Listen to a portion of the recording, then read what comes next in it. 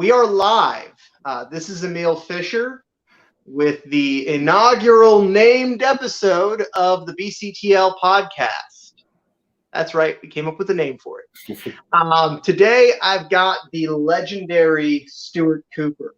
For anyone that doesn't know, Stuart Cooper is a high-level jiu-jitsu black belt and competitor, but I think he's better known for his work as a videographer. Stuart has done, in my opinion, some of the best videography in the sport of jiu-jitsu, hands down. I know he's done several of the ADCC videos and a bunch of other really cool short documentaries, as well as some longer, more expansive work. I'm going to go ahead and send you the link to the video, Stuart, so that you can share it. I'm just kind of yammering on here as I get it on my computer, because of course I wasn't ready. But you're now in Vancouver, correct? Yeah, I'm in Vancouver now. I moved here last September. Just try and share this. Yep. Send to. How do I share it? What do I do? You can just open it up and then hit share. Just open up the link that I sent you. Share. What do I do? You just open it up and then hit share. Just open up the link that I sent you. Share. What do I do? Yeah, I think I just. You just open it up. You can close it now that you've shared it. Yeah. Did that work? Yeah, I think so. Yeah, it worked. Okay, great. So, cool. Stuart, for starters, where are you from? I hear an accent. I've got a bit of a mongrel accent now. I'm from kind of like Manchester, UK. A place called right next to Blackpool. So Manchester is the closest place that that people recognize the name. So I'm about an hour away from Manchester. So it's funny when I go back to Manchester and hear my friends talk that I grew up. My accent's changed a lot. I still have it, but yeah, it's kind of changed over the years. From living all over the place. Yeah, I mean, you were in Thailand. You actually met some of my friends, John Gunther and Cody Stevens. Yeah, Tiger Muay Thai. How long were you there? When I was 25, I was a purple belt. That's when I first decided I wanted to start traveling, with jiu-jitsu and using the video camera, making these films, to kind of fund the travel. So the first place I went to was Brazil. And I had it in my head that I'm going to go to Brazil and I'm going to stay there for the rest of my life. I just had this image, I loved it there. It was good, but it didn't, I don't know, it just wasn't right for me. And then I thought, I'm going to try Thailand. So I went out to Thailand a few months after Brazil, and this is in 2012. And right away, it was I just loved the culture over there. It was, so I've been living there kind of on and off since 2012. I was living in Singapore for a year as well, but mainly Thailand. When you were in Singapore, did you train at that famous Evolve Academy? I was teaching there. I was a coach there. Yeah, that's why I went to Singapore. So, man, that was an experience. Oh, my God. I've never taught so many classes in my life. Did you get caned? No, they still do. That's a weird culture over there, man, Singapore. They're strict on the rules, but it's all work over there, people have one off day a week, but people still are encouraged to work on their off day. When I was at Evolve MMA, I was teaching 8 classes a day, 6 days a week. It was insane. Yeah. So after being there for a year and just getting broken down, I actually got offered the head coach job at Tiger Muay Thai. So I went back to Tiger Muay Thai as the head jiu-jitsu coach in 2017. And then I went from teaching 8 classes a day, 6 days a week to 2 classes a day, 5 days a week. That's a considerably different culture, huh? Yeah, it's really laid back. What I've always loved about Thailand is it's cheap to live, food's cheap, the accommodation's cheap, and I don't know, it's something about it. You don't need a driver's license to drive around on little motorbikes, and there's a real sense of freedom over there. You can just I teach a couple classes in the morning, then just go on my motorbike, drive around the island, hang out on the beach. It's it's a really cool place. And So that's where I met my friends, Cody and John Gunther. Yep. Yeah, those are two characters right there. Awesome guys. Yeah. What brought you to Vancouver now? So a guy called Ryan Diaz, he's a former King of the Cage flyweight champion. He's here from Vancouver, and he used to come out to Tiger Muay Thai to train, because he was fighting in one championship at the time. So we met out there, we became friends, we trained together a lot.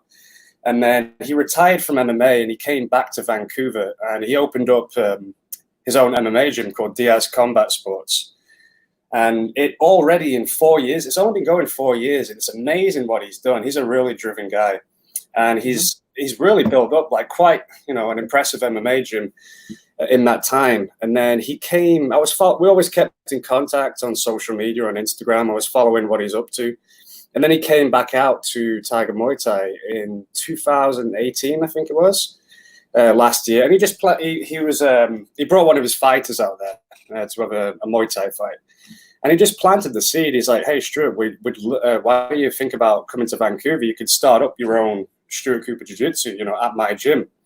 And I was like, yeah, but I love Thailand. But what was the deciding factor for me is, unfortunately, in Thailand, I kept getting staph infections, like bad. Mm-hmm. It was happening. I would get a staph infection I would get one every other month, So in 1 year, I had 9 staph infections.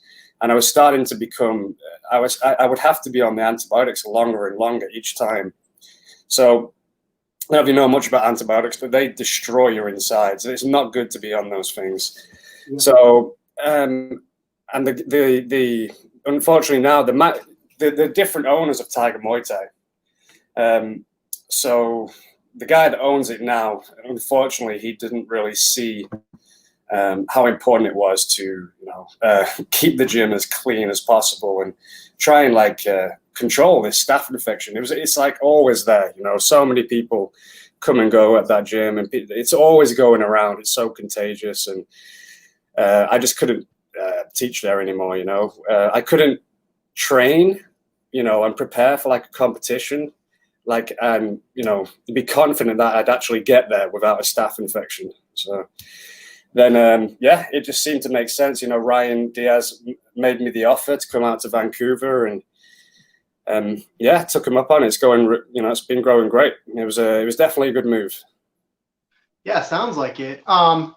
It's interesting. You're not the first person I've heard about the issue of staph infections. It's so honestly, so bad. it's insane. Why does it happen like that? So Tiger Muay Thai, it's an amazing gym. I've got a lot of friends there. I love the coaches there. I really encourage people to go there and train, but you do have to make sure you shower immediately after every session. So what it is people come and go. You never have the same group of people. It's a huge turnover of people every week, from all around the world. And some people just don't shower properly, or some people do have staph and, they're only there for a week or maybe 2 weeks, and they hide it. They'll actually hide the staph, and then, put some spats on or whatever it is. And it would just go around all the time. And the biggest problem was the toilets were right next to the mats. The grappling area is outside. So the toilets next to the jiu-jitsu mats, people would just literally walk off the jiu-jitsu mats, go to the toilet barefoot, and then walk right back in the mats without washing their feet. There's little tubs there to wash your feet, but a lot of people are come and go and they don't know what staph is. They probably never had it before, and it was never ending. And like I said, the manager of Tiger Muay Thai right now, I ain't got many nice things to say about him, but he could have done something about it, but he wouldn't. So yeah, it's tough. Have you ever been in another environment that was like that had that sort of issue?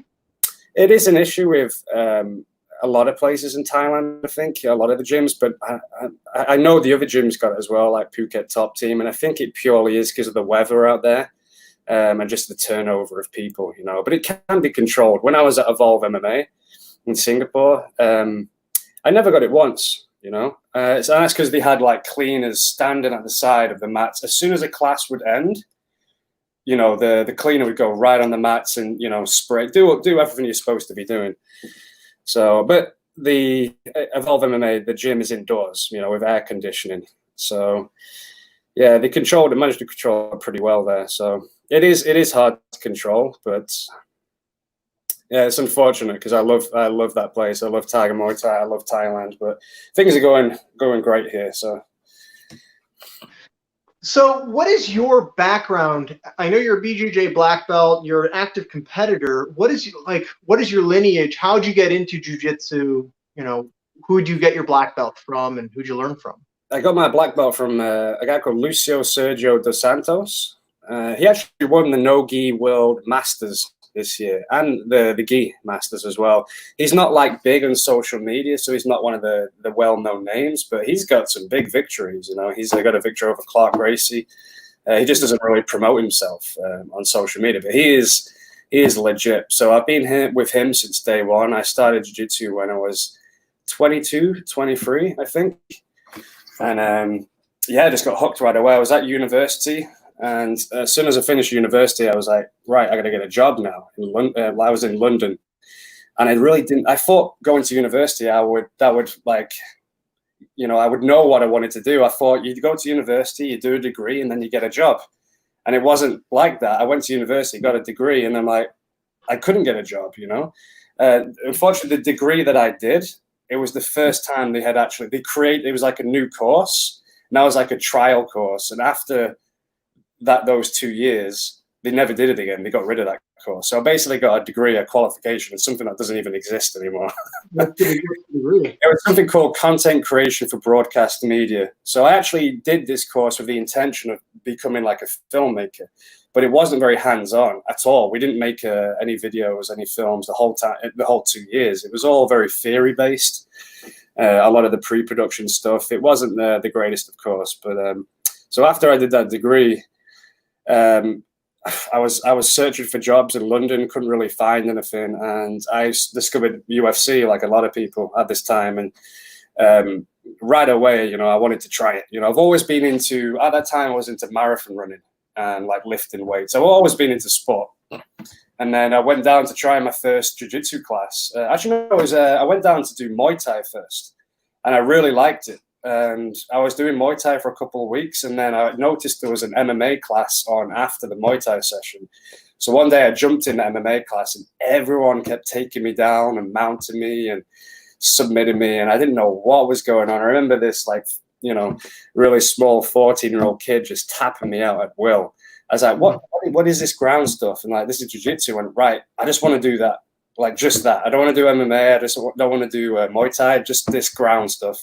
So then I went to London Fight Factory. And then this was in London at the time. I was there for a month. And then I moved back up north, moved back in with my parents. And then the whole time I was trying to find a job, but I really couldn't find. I think the recession hit this time, and it was really hard to try and find anything. So I just started training jiu-jitsu pretty much full time from day one, and just got hooked. Started competing in a lot of the local, you know, national tournaments. And I did really good at the white, blue, purple belt level around UK. And then, yeah, from an accident in training one day, I spoke about this in quite a few podcasts. There's even a scar there. I don't know if you can see that. See that scar? It's hard to see on my screen. Maybe I can see a little white one. Yeah. Yeah. So I got. I remember one day in one of the training sessions, I took some purple belts back, and then he tripoded up, started shaking me off the front. I posted my arm as I was shaking up, and my arm just snapped back the opposite way.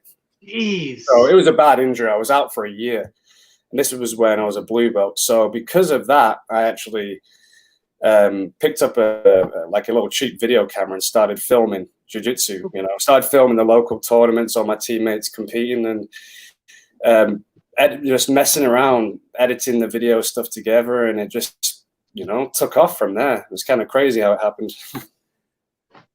Yeah. So you were while you were injured was what motivated you to start recording video? Yeah. So I've always been interested in filmmaking and kind of wanted to be involved in it in some way. So I started just filming, training, you know, for something to do.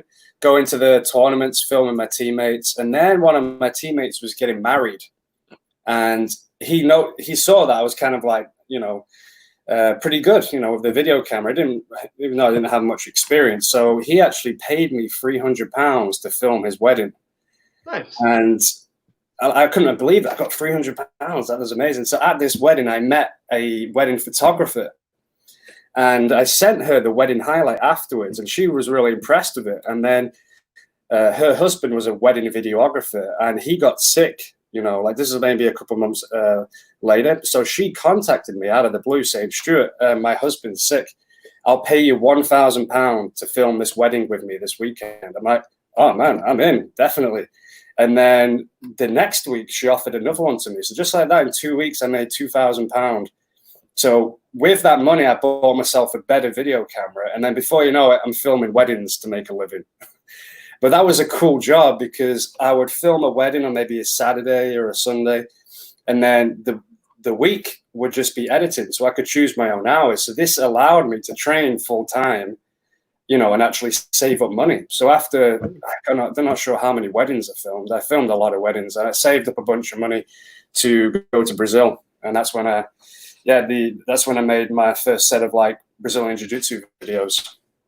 They really took off, You have kind of a signature style, I think. From what I've seen, it's like a very specific kind of filter that you use. You've got your signature in the corner, the Stuart Cooper signature. Yeah. Anytime I see a Stuart Cooper video, before I even see that it says your name in the corner, I know it's one of yours. How did you settle on that being your style, and how has that evolved? I think I've always had a good eye for photography. Like just framing a shot.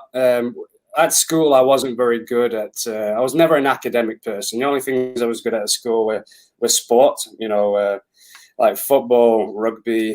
I was always into sport. And when it came to school, I was only good at art. Something like things that are creative. So not very academic at all. So I know, like the filming really came natural to me. So I never really thought about like creating a specific style, but it is something that kind of has just developed over the years, especially recently. I was actually even when I look back, some of my first few videos, I'm actually quite impressed with. They've really come a long way since then. But then there was a big decline. Some of my videos a few years later were terrible, like terrible. And right now I'm going through my old footage and I'm re-editing a lot of them. So, what are some of your favorite projects that you've been involved in as a videographer? Definitely the one of the first ones I ever made in Brazil. I made a documentary of Kira Gracie. And I actually did this with Hal Teague. We kind of partnered up in that. Hal Teague is now working for Flow Grappling. Red belt documentary. Sorry, go on. So at the time he was like BJJ hacks. So me and him teamed up. We did the Kira Gracie documentary. That was great because we spent like a week filming it, and we got to like follow Kira Gracie into the favelas. She was really doing a great thing. She was taking a lot of these kids out of the favela and teaching them jiu-jitsu and teaching them like respect and discipline. And it was really cool to see. It was at Jinetsu. Oh, wow. That was like one of the second weddings I ever filmed. I think maybe third, yeah. Wow. That was a long time ago. Cool. Jinetsu, I remember. So, I guess, are there any projects that you've worked on that at the time didn't seem as significant to the culture of jiu-jitsu as they became? Like, I feel like some of the videos that you've made have become absolutely iconic in our sport, like your video of Gary Tonin versus Kron Gracie. Oh yeah, like some of those matches that you recorded and your recordings of them they've become centerpieces of our sport. So is there anything that you were watching at the time, you're like, yeah, okay, cool, and then later on they became major hits? No, I'm actually I never quite know with some of these films. Sometimes I plan films and think, right, this one's going to get a lot of hits, and then it's not popular at all. It doesn't get many views at all. And then other ones I don't even think about and they really take off, like the Gary Toad and Cron Gracie one. And that actually, I just happened to be filming that match. At that time, Gary Toad wasn't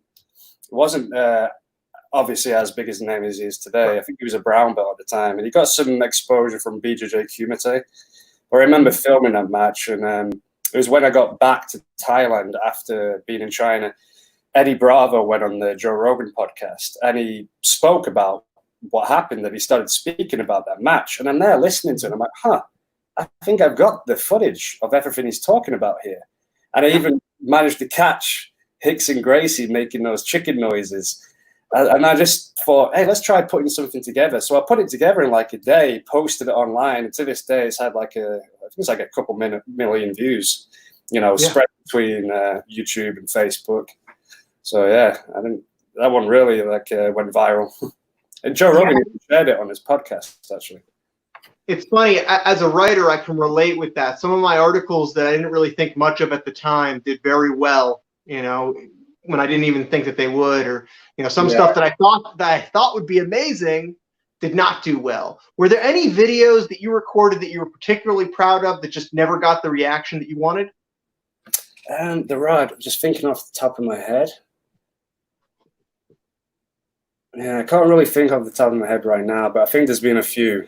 Yeah, I'm sure, because there's been so many. So, as a competitor, what are some of your best accolades that you've gotten to do, or that you've gotten to be? So I was competing a lot, actually, from white, blue, purple. I was a very active competitor, and I actually wanted to go all the way in jiu-jitsu, but I've been very unfortunate with injuries, and then the filming took over. But I remember I went to the European Championships as a blue belt, and I won 6 matches in a row, and then I fought a young Tim Spriggs in the semi-final. And we had a good match. We had a war, and Tim beat me by a point. So it was cool seeing him go, do really well after that. I'd watched him win everything after that, And then when I kind of stopped competing, when I was doing so much traveling, because like I said, the filming really took over. I wasn't able to train. From day one, I was training like a professional. And then when the filmmaking took over, I got quite lazy with my training. It wasn't a priority anymore. The filming became a priority. And just all the traveling really kind of wore me down. But I just started competing again. It was I think it's 2 years ago. I was actually training with Craig Jones in Thailand. I was doing a video with him, and we rolled one day, and he, after the roll, he's like, dude, why don't you compete? I'm like, I don't know. It's been a while, because you should get back in there. I was like, maybe. And then it was like a couple of weeks later, there was a tournament in Melbourne, Australia, Boa Super 8. And one of the guys dropped out, Charles Negromonte. And it was an 8-man bracket with like Michael Perez, Craig Jones, DJ Jackson, Felipe Pomansky.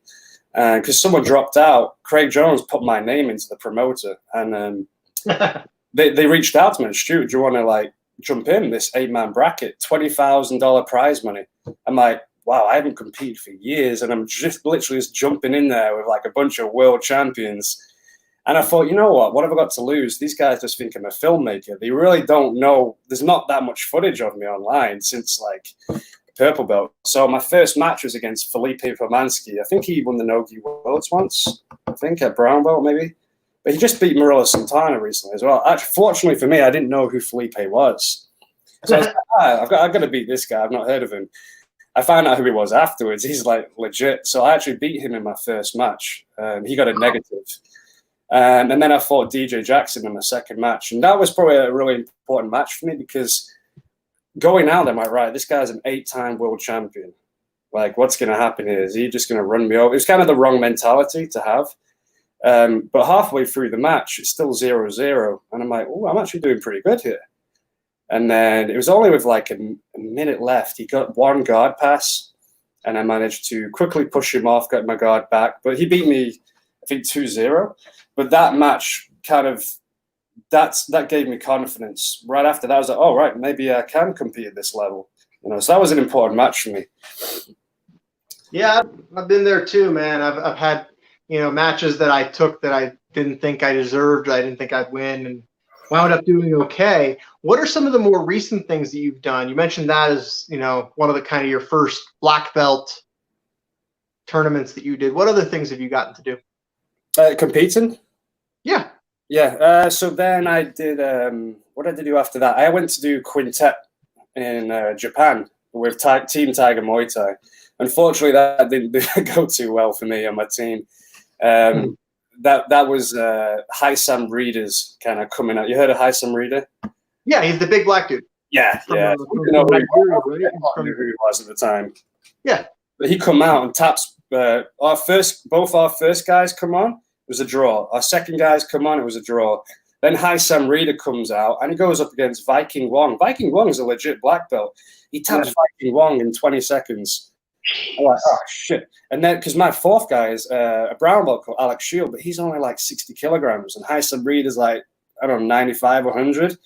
Yeah. And he's a big fucker.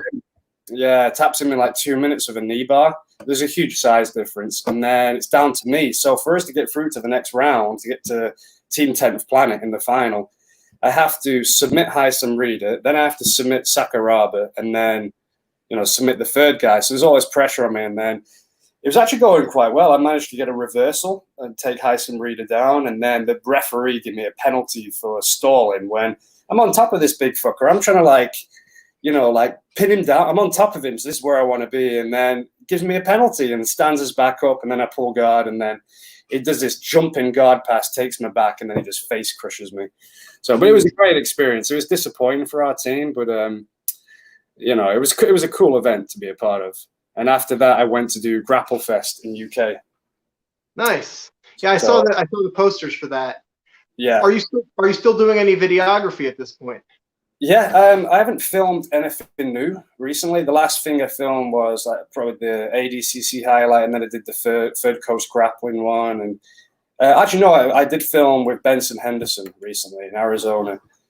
So I'm doing something with him. It's all about, you know, Benson's jiu-jitsu, because he's like a high-level black belt that, you know, obviously a former UFC champion, but he competes regular in jiu-jitsu. He's one of the few MMA guys that actually steps up and like competes in the gi and no-gi. So I'm doing something with him.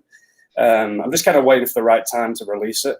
So I'm actually, but currently, like every day, all day, every day, I'm just, because I've got all this free time, I'm just editing new videos together. I've just been on my YouTube channel. I've been uploading a lot of matches and stuff that doesn't take too much time to edit. But I have actually edited a lot of stuff together. I just haven't put it on my channel yet because I was trying to get some sponsors.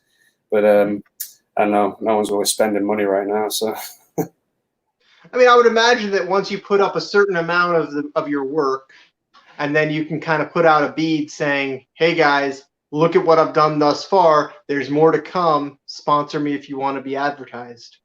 Yeah. So I've edited a video together with Cyborg Abreu. Yeah. That's with some old footage. So that's about 30 minutes long. I've got a great one. It's actually a re-edit. All the footage I got of Braulio Estima over the years. I've done a re-edit of that, of his ADCC 2011, you know, him preparing for that. And it's got like George St. Pierre in there. And it's a good story because I'm not sure how many people know this, but I think it was a year before the super fight against Jacare. Braulio, this footage is in the video. I'm going to release that soon, actually, maybe this week, next week. He's on it doing a single leg takedown, and he spikes himself on his head. Ooh. And paralyzes himself. Like the footage is in it. It's hard to watch because he just starts screaming that he's paralyzed, and he was actually paralyzed for 6 minutes.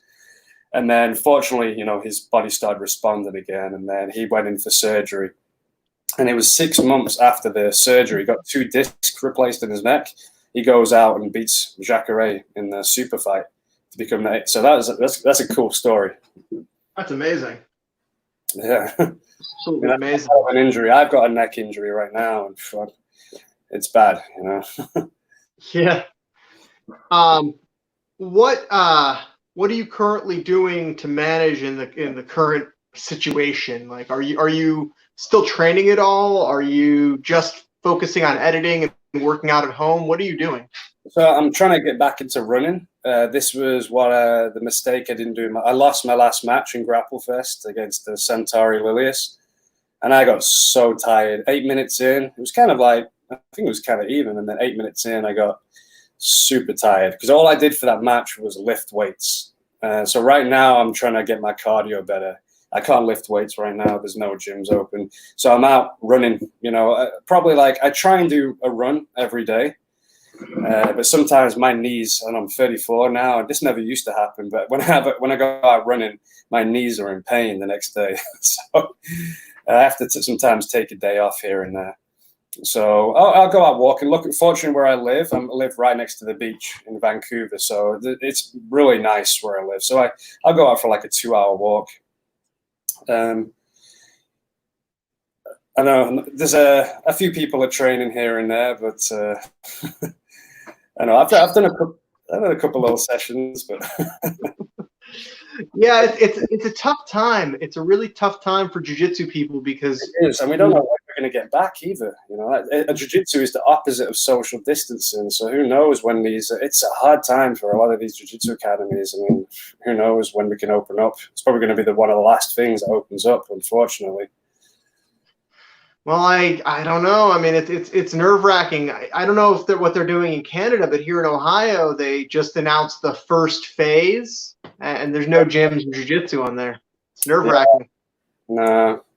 Yeah, and in Vancouver, for whatever reason, we don't have that many cases. When this all happened, we had like 600 cases, 640 cases out of 5 million people. So we really didn't have it bad here. I'm not even sure about it. I ever had the flu or I had the coronavirus in, what was it, January? Who knows? I had all the symptoms, but I think it was flu just because of the timing of it. But I was like very, very sick for like 2 weeks, back in January. Yeah. It was really strange though, because I was really sick, all the symptoms, and then it was maybe a week or 2 weeks after that, it all comes out in the media. It starts going crazy and things started to change. So I was thinking to myself, because my girlfriend's from Singapore. She came over from Singapore in December. So I was just thinking, maybe she brought it with her. I don't know. That's a possibility. It's such a weird situation right now. Because all this was going on in Singapore months ago.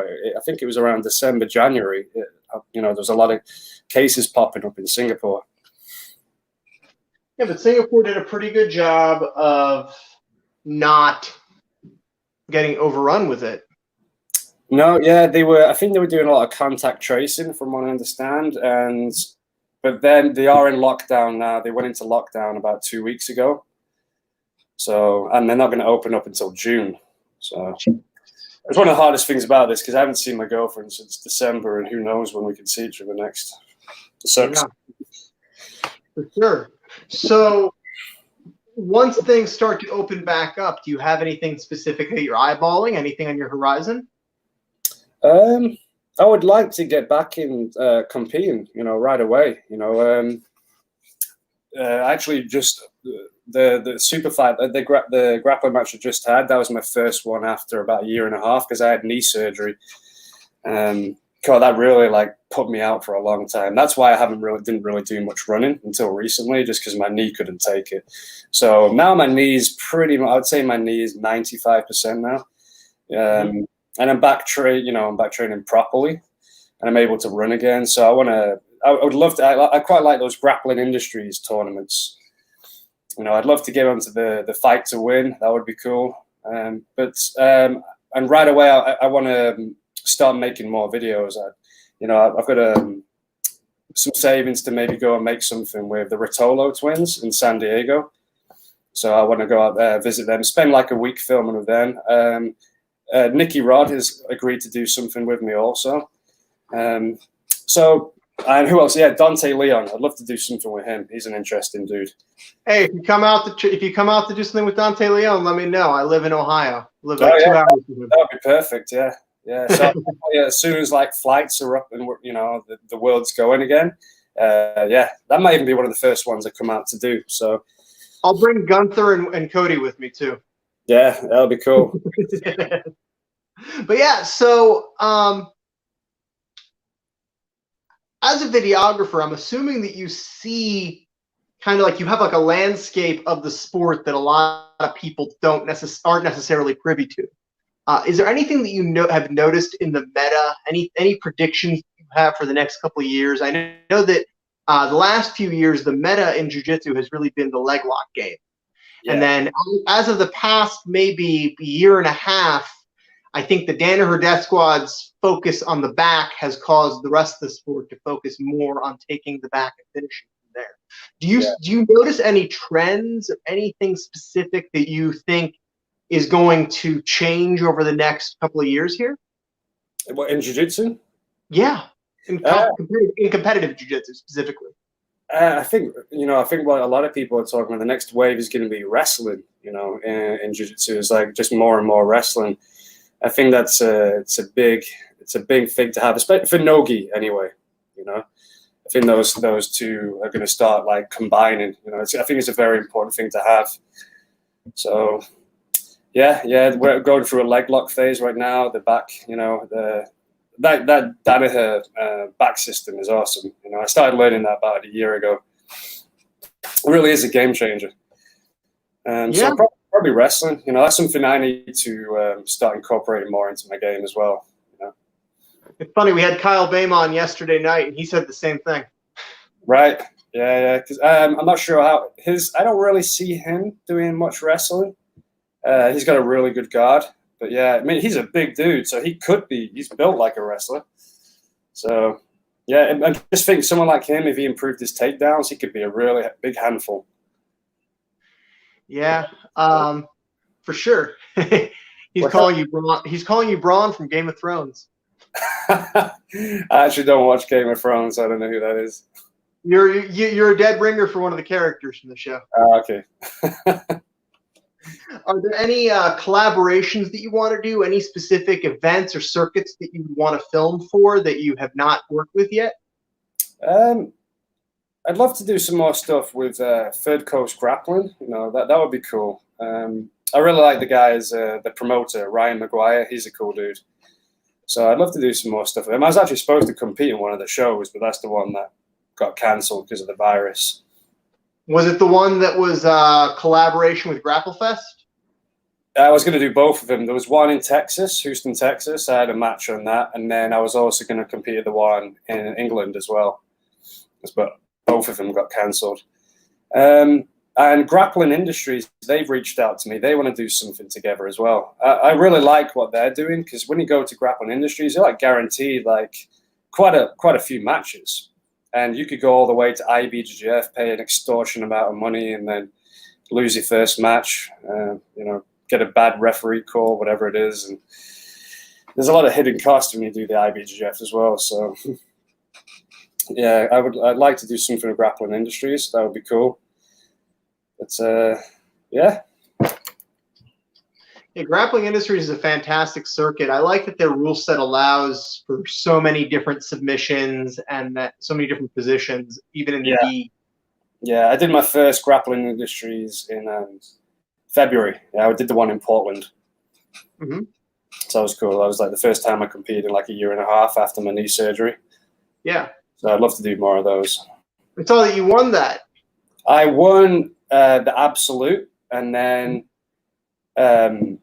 my weight division, the guy that I beat, the black belt that I beat in the Absolute, he got revenge on me in the weight division. So I beat him like an hour later. He beat me by points. So I beat him by points, and then he beat me by a guard pass in the rematch like an hour later. So that day I went 6-7. So I just had one loss that day. So that was a guy against called Andrew Seidlinger. I actually got him in the saddle right at the end. And that's how I beat him in the first match. I used it as a sweep. And in the rematch, he based out on me. He managed to get his knees to the ground. And I had him in the saddle, but he kind of sprawled out and passed my guard with like 20 seconds left and got the points. So good for him doing that. Yeah, well, I mean, hey, at least you didn't get submitted in the rematch, right? Yeah. Yeah, for me, if I lose a match in a Grappling Industries and I know I'm going to see the person in the next division, I'm gunning for them. Oh yeah, he was definitely gunning for me. So, are there any other circuits that you've spent time competing in that you've enjoyed? I really like what they do with Grapple Fest. That's pretty cool. I really like the Polaris, the Polaris Pro event. Mm-hmm. I like those rules. It's like it's judged every 5 minutes, isn't it? So 15-minute match, but it's judged, what happens in each 5-minute segment. That's a cool one. It's all the way back in the UK. So I'd love to get on Polaris. Fight to win, stuff like that. I'm more of a no-gi guy. I'm not sure if I'll ever even compete in the gi again. We'll Do you see. train in the gi? Oh, I train it all the time. I teach in the gi. I do like it. I just really like the no-gi stuff. Just because I just love being able to do the leg locks. I find there's a lot of rules I'm not familiar with in the gi. So if it weren't for the rules, would you equally like the gi? Yeah, I think so. I would have to definitely study, more of the worm guard, the lapel stuff. That's like in the gi, that is like kind of the big hole in my game. I don't really study the lapel stuff as much. So, but I find like as the sport's evolving, gi and no gi, they're really kind of going two separate ways. I mean, Craig Jones has really shown that you can just make a career just doing no gi, and just going like the pro grappling route, just doing the super fights. Yeah. So having recorded so many matches, why do you think it is that no-gi gets so much more love on the pro scene? I think it's more exciting,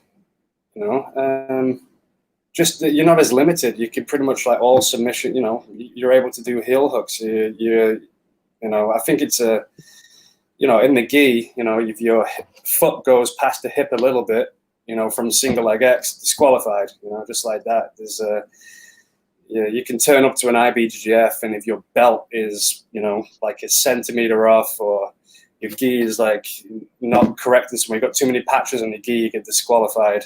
I think just the no-gi is more exciting to watch. Do you think that, so thinking about what you just said, there might be more submissions available in the gi because of the lapels. You can do so many different cross chokes, baseball bat chokes, different chokes from the back. You can use the gi as a grip for different submissions like arm bars and leg locks. Do you think that there's room for the gi in pro grappling? Yeah, I think so. But I think people prefer watching no-gi just because it's faster. You can I like watching some gi matches, like this Buchecha, something like that. But sometimes it can be just really boring to watch. It's much slower, more methodical. But you get some crazy no-gi matches that are just so fast-paced. Who are your favorite competitors to watch nowadays? I love watching Craig Jones fight just because I don't think anyone like jumps on submissions as fast as he does. It's pretty crazy. The way he just submits like Jake Shields in 40 seconds, and when he did that EBI he got to the final of Gordon Ryan with like less than 90 seconds of grappling time. So he's always really exciting to watch, especially his match yesterday with Vinny Magalhaes. That was an interest. I was thinking Gordon and Gary Tonin couldn't heel hook Vinny Magalhaes, but I was thinking if anyone can, it's going to be Craig, because he really is. I think he's the best leg locker. And after that first heel hook, I couldn't believe Vinny wasn't tapping. And then don't work. I know, right? So I love watching Gary Tonin, especially recently. Gary Tonin, I think for whatever reason, because he's been doing more MMA, I think he's improved his wrestling. But watching him at ADCC was amazing. He was he's improved so much. And I watched one of his matches against Davi Ramos at Fight to Win. That was incredible what he did to Davi Ramos. Yeah, Davi Ramos couldn't keep up with him. So he's definitely someone I really like to watch. Who else? I really like Cyborg as well. Cyborg Abu. You don't see him doing too much tornado guard anymore, but I like the fact such a big dude, and with such an agile guard. Yeah, he moves really well. I think that as of late, his competition performances have been a little bit less impressive. He's still winning. Still killing it though, isn't he? I mean, he won the Kasai. He won was it the Grand Prix, the IBJJF Grand Prix, and then he won the Kasai heavyweight tournament. So man, just think how long he's been around. He's been around for a long time, and he's still competing at the highest level, you know, and doing like winning. So yeah, that guy's a legend. Oh, he's very impressive competitor. Funny, someone on my YouTube channel the other day, I posted I posted a match with him, and someone put, "This guy is a nobody." I was like, what? It's amazing what people say on the internet. This guy's a legend of the sport. How can you say he's a nobody? He's definitely not a nobody. You can have opinions. You can have negative opinions of Cyborg, but there's no way you can say he's a nobody. Yeah. There's different things that have happened with him, like his match against Gordon Ryan, where he kept slapping him and shit like that. Yeah. Where you can see something like that and you can judge him for it, but he's definitely not a nobody. He's I've spent a lot of time with Cyborg, and he's a good dude. He's a really he's a good person, and his heart's in the right place. But I think he's so competitive, and I think Gordon really got in his head. And we're all human, right? We all act, you know, out of character sometimes. Sometimes things irritate us, and we just, you know, we do the wrong thing. We're all guilty of it. But Cyborg has got such a big name, and is, you know, unfortunately for him, you know, it was being recorded and everyone saw it, you know, but I'm sure most of us in life have done something, you know, we're not proud of. We wish for sure. You know, sure. He's a good dude. Now, are there any lesser known competitors that you've recorded that you've seen and been like, this guy's going to be the next big thing? I think there's a guy called, I don't know if you heard of him, Isaac Mitchell. He's like a purple belt from Australia. He's training a lot with Craig Jones right now.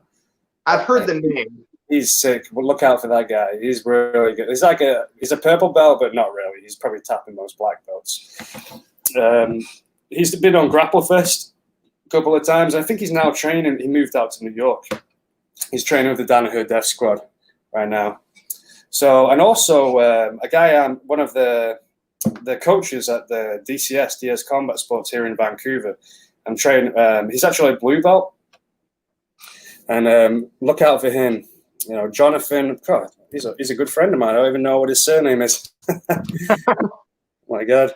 But he's like, I've been training with him. It's amazing how far he's come in 6 months. When I arrived here, like 6 months ago, you know, I was tapping him quite regular. Now I was, you know, doing a little bit of training with him today. It's like he's come a long way. So I'm excited for him to get into competition because he's 23 and he's got a wrestling background and he's learning the leg lock game fast. You know, I can't heel hook him anymore. His defense is getting really good. So I think he can do really well in the competition. You know, because he's got youth on his side. Jonathan Hutchinson just came to my head then. Oh, okay. Yeah, he hasn't really been grappling right now, but he's about to. Oh, okay. What do you think is the X factor that allows someone like that to really break through and become remarkable? You know, I think it's just how much you want it, isn't it? It's like, you know, do you really, you know, do you want to really make a career out of this? And it's how much time you put in, you know, and just believing in yourself. That is a big thing. It really is having the confidence. Like, do you really believe you can go out there and, you know, compete, you know, at that level and make a career out of it? So it's all about how, you know, discipline and how much time you put in. I wonder sometimes, for example, with your match against DJ Jackson, that you did better than you thought you would. And I've personally had a bunch of matches where I thought for sure that I would lose, but I wound up submitting the other guy. Yeah. Do you think that self-belief is absolutely necessary to be successful? It definitely helps. That was definitely a little bit of a problem of mine, you know, like in that tournament. And as soon as I shifted that focus, you know, I started doing much better in competition. When I believed I could compete at that level, you know. So I do think it's very important. I mean, you look at look at Conor McGregor. I think that's where he shines. He's got this insane self-belief. you know. And I think if you don't have that self-belief, that's when you hesitate. You don't pull the trigger. The thing, you should have all the moves you're good at and you pull off in the gym. You should have the same confidence that you can pull off those same moves in competition against the high level guys, you know. Do you think that there's a key to developing that for competition, that sort of trigger pulling mechanism? I think a way to train for that. I think a lot of experience, you know, trying to compete regular. That's something that I think let me down in my last match. You know, the nerves really got to me, and I did definitely hesitate in a few positions. So I think competing regular, getting comfortable with the nerves, finding your way to deal with the nerves. And I suppose, I don't know what else, you know, just watching certain people, studying certain people, like their mindset, you know, watching, like, following, like, watching people like is it Tim Robbins? Yeah. Yeah. Watching stuff like that, you know, just having a more positive outlook. Mm-hmm. And that's not doubting yourself so much. So it comes with time and experience, I think. Did you watch the whole Submission Underground last night? I watched some of it. Yeah. I started watching from Boogeyman, and then who was after that? Actually, yeah, from Jake Ellenberger, and then it was Boogeyman after that, I think, and then it was, Craig. What do you think of those three matches? I wasn't actually, the Jake Ellenberger got caught with a triangle, didn't he? So Jake Ellenberger versus Checo ended with Ellenberger caught in a triangle. It was actually a reverse triangle. Reverse triangle, yeah. I think he got lulled in. I think that he thought that his arm being wrapped around would allow him to escape. And I think that he didn't take it seriously enough. Yeah. In fact, that's something I'd love to work on. I'd be a part of, is the Submission Underground. I'd love to compete in there and maybe do some kind of, you know, filming with them as well. Boogeyman's match. I did. What's the guy? He was good. I mean, he tapped Boogeyman with an arm triangle, didn't he, from half guard? Yeah. What's his name? Austin Vanderford, a.k.a. Mr. Van Zant. He's Paige Van Zant's husband. Yeah. I don't know. When the match started, he went right in his knees and went into Boogeyman's guard, like low and tight. And I was like, because this is what Jake Shields did wrong. Like, I don't understand why. Because Boogeyman, like, in that position, he's some things he's amazing at. His flexibility is crazy. You cannot, even from half guard, you can't go low and tight, you know, on Boogeyman. He's just too flexible. Joao Assis did this in quintet. You got to, like, do standing guard passing, like knee slide, you know. If you go low and tight with him, he's just going to wrap you up and do that funky omoplata submission that he's really good at. Why do you think I have a theory about why Vanderford was able to get out of that omoplata. What do you think that it was? Why do you think he was able to just slip out of it like he did? How did he get out of that? I can't even remember how he got out. So my theory is that Boogeyman went too quickly on it and tried to rip it instead of trying to control it. He rolled, didn't he? Yeah. I think that if Boogie had just sucked it in and kept it tight and, like, made him experience the position for a couple seconds before going for the sub, he might have won. Yeah. He's amazing at that submission. He's caught a lot of people with that. He caught Martin Held with that in quintet 3, didn't he? So he's really good at that position. I just couldn't understand why he went right in to that position. Like his match, remember his match with Jake Shields? Jake Shields is such a low pressure passer. Mm-hmm. I was thinking, right, he can't do that with Boogeyman. He's going to have to switch it up. But he didn't switch it up. He just went right in there and got tied up, you know, for pretty much the entire match. Yeah. Yeah, it's funny. I feel like sometimes people don't study the tape on their opponents. Do you do a lot of tape study on upcoming opponents? I do, actually, yeah. I study them a lot. Like, it's something I really like to do. Like, I tried studying in my last match. I was against the black belt called Centauri Lilius. I couldn't find, there's loads of gi stuff on him, loads. And I couldn't find any no gi stuff in him. So in the gi, I watched him pull guard a lot. And obviously single leg X, stuff like that. But I didn't know what to expect for no gi. And in my head, I was thinking, he's probably going to pull guard. And then he came out and wrestled with me. He was not going to pull guard on me. And I matched him. It was a good match, but he caught me in an arm triangle. 2 minutes left. Do you find that studying tape, like, do you have any specific methodology of studying tape? Is there any specific way that you go about doing it? No, I just like to be aware. It's good to be aware of things they're really good at, you know. I had a match with, there's a friend of mine now, I train with him here in Vancouver, a guy called Ben Dyson. He won the ADCC trials, you know. He's a really like high level grappler. So when I had a match against him, I think it was like a year ago or 2 years ago, I studied his video, his no-gi stuff, and I saw you got to be careful the way you're shooting him, because he's got a mean Japanese necktie from reverse de la Riva. He likes to grab the counter with the toe hold on the outside, and if he's on his back, he's got a really good triangle and a good outside heel hook. So going into that match, I was very aware that he was very good at these things, so I knew to avoid those things. Do you train a specific way when you know that there's something to avoid, or is your objective to impose your game on the other person? My objective is always just to try and impose my will, try and bring them into where I'm good at, you know, try and get them into exactly where I want them to be. Gotcha, for sure. So we talked about Checo versus Ellenberger. We talked about Boogie versus Van Zandt. What do you think about the Craig Jones-Vinny Magalhaes match? Yeah, it was. I couldn't believe Vinny was not tapped. The first one, I'm not sure when the break happened. The second entanglement. It's unclear when the break happened. My theory is that he like stubbed his toe entering the cage, and that had nothing to do with the leg lock at all, and the leg lock still didn't work. Yeah, I'm gonna go back and watch his match. I remember I was there, ADCC 2015, and Vinny fought Gary in the absolute, and Gary was getting him in some tight leg lock positions, and Vinny's just not even flinching. And after the match, like, Vinny won because Gary got a negative, and Vinny just kind of stayed safe on top and won with the negative. And afterwards, I looked at him and went, "Were none of them close?" He goes, "Dude, I don't even know why people attack me there. I'm just too flexible down there."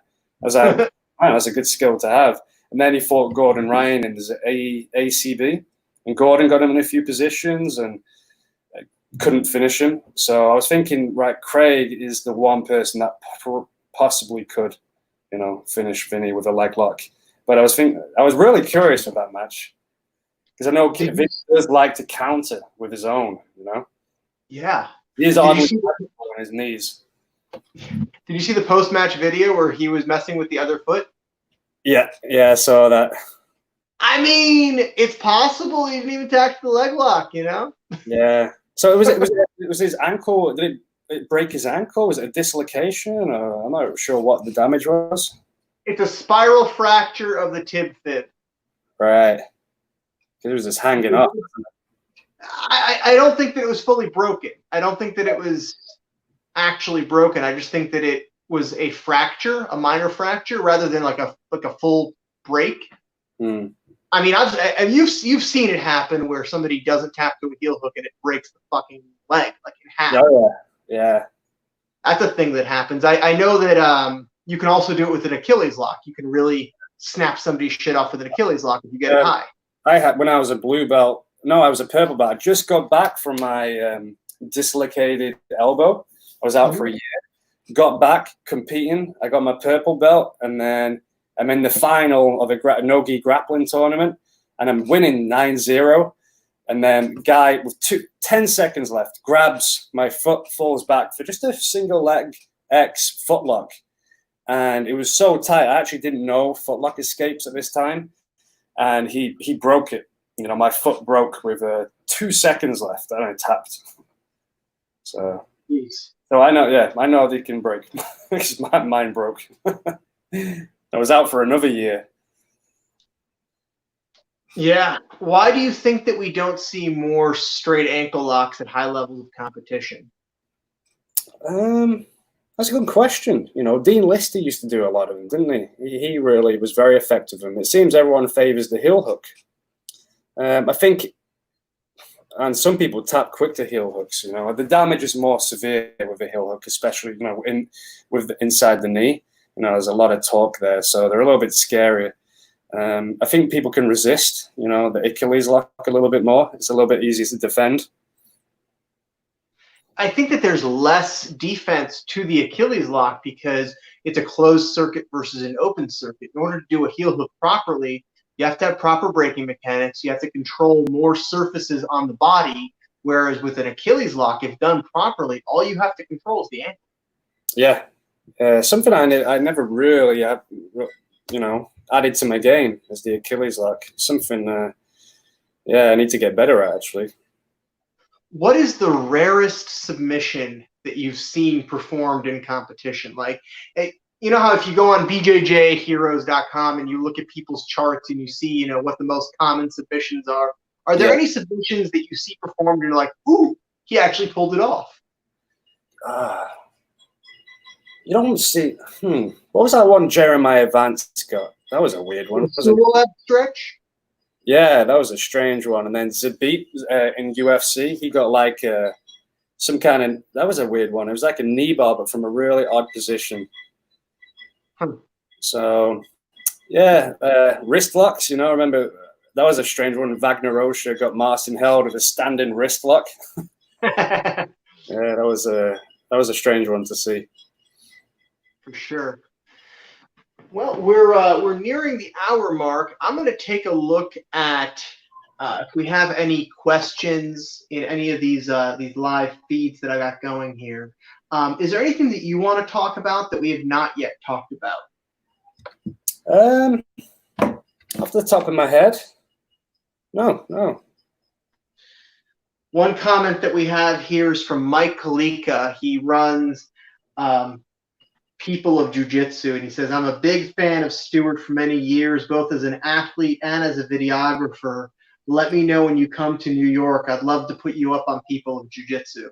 He takes pictures of people's faces and he puts them on his site. I think I might even follow this guy. I think I follow him.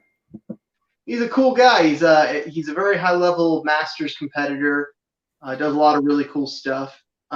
Just looking here. So yeah, I'm not seeing any comments. Stuart, thank you so much for coming on the podcast today. Would love to have you back on sometime. Are there any shout outs or anything that you wanted to say before we close this out? No, just all the guys out in Thailand, you know, like looking forward to seeing them again at some point. I don't really have any sponsor. I've got one sponsor, Adapt Jiu-Jitsu. But apart from that, look up now. No, thank you for your time having me on. You know, it's cool. It's good that you're doing stuff like this, especially during this time. You know, it's good that people are doing some stuff productive and not sitting indoors and just watching CNN and getting. Yeah, there's just I don't think it's good to stay indoors and watch the news all day right now. I think it's important to go out and do something productive and try and take your mind off it. Yeah, so I'm going to be doing these just about every day. Tomorrow I've got Dr. Kickass coming on. He's a physical therapy. He's a doctor of physical therapy who's done a lot of work as far as these graphs showing exactly how, or these charts showing exactly how submissions affect the human body. All right. Yeah, it's pretty cool. I mean, pretty cool stuff. He's on Instagram, Dr. Kickass. I actually went to college with him, and we used to train about 15 years ago. So yeah, it's a fun one. And then Wednesday, I've got Quentin Rosenzweig. He's a very high-level leg locker, 10th Planet competitor. Thursday, I've got Matt Heafy from the band Trivium. And then Friday night, I've got Marvin Castell. Yeah, 10th Planet guy. Yeah, he does Imanari rolls. Yeah, he's got that famous Imanari roll, isn't it? It's probably the best Imanari roll ever. You know, I'm kind of jealous that he got all the heat. I've hit some pretty fucking cool Imanari rolls that I think rival his. Yeah, you've But been Fight to Win a few times, right? I've done Fight to Win now 7 times. Yeah.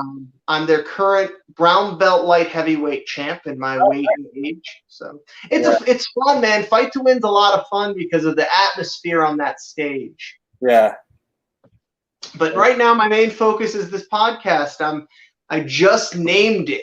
What I did was went through a voting process on my Facebook page because I wanted to choose a name for the podcast that would capture people's attention.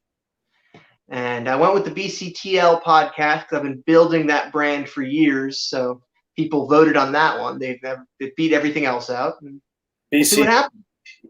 Baking cookies and taking limbs. It's a good one. I like it. Yeah, we'll see. We'll see how much attention it actually gets. Well, Stuart, I'm going to go ahead and end the broadcast. Thank you so much for coming on. Yeah. Oh, hopefully I see you in Ohio sometime. Ohio. Yeah, for sure, man. When you come out here, let me know. Seriously, it's only a 2-hour drive to Toledo. Cody invited me out, to do some seminars out there as well. I'd love to do some film with Dante Leon. So definitely, that's definitely top of the list of things to do. There's a lot of shenanigans to be had in Ohio. Oh yeah, I've never been at that part of the world actually. It's a dreary area, but it does have some nice sights and some nice nature. Yeah. If you come up the way of Cleveland, there's a lot of really cool stuff to see up here. I'd love to show you around. Yeah. Awesome. Yeah, I'd like if you're ever in Vancouver, hit me up. We're actually moving to in probably July, September.